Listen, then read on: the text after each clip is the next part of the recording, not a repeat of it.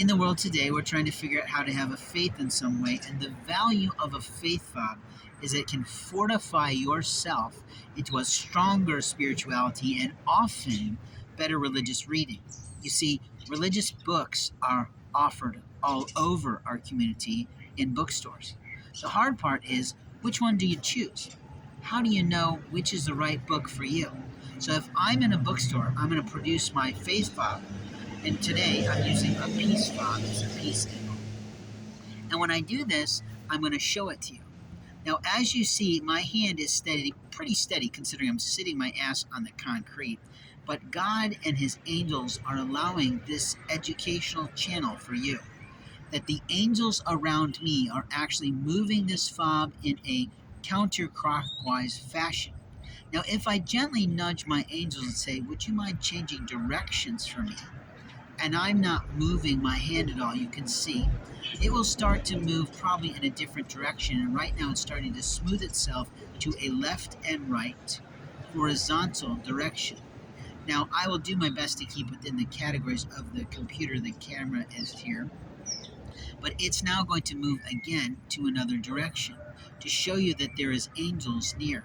Now, every time they move, they can then move forward and back for people. And in a few moments, they will move at a diagonal. And you may be able to see that, and I'm going to do my best to show you that. I'm simply raising my arm up higher so that you can see it in the camera. Now, it will shift to the other side and show you the other diagonal. You see, there's many words that God can hide within an angel network. But for me and for you, the simplest thing to achieve for your life is a yes and a no.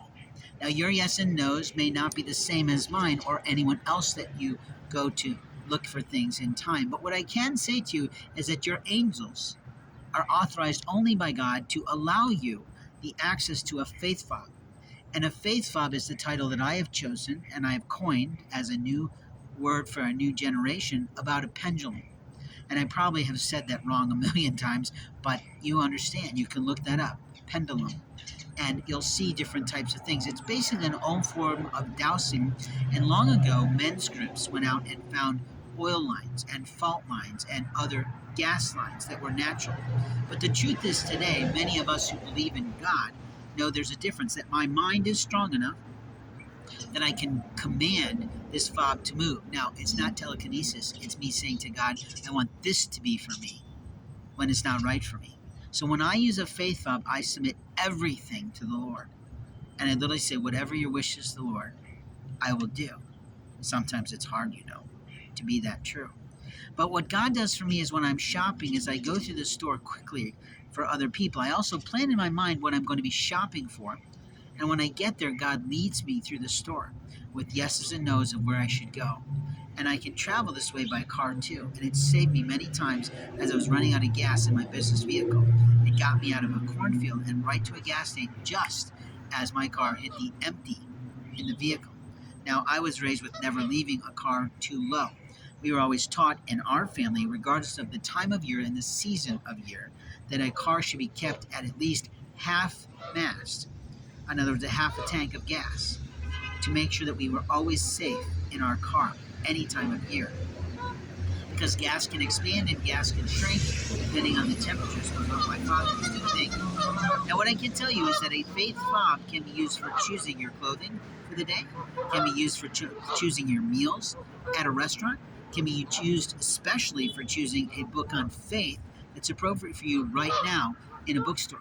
You can walk through a bookstore, and once you have the mastery of yes and no, read the titles across the shelf and allow the Lord to lead you to a book that you need to look at right now in the bookstore, but not buy, but at the same time to find a book in the bookstore that you should buy because it's right where you need to be right now in your faith.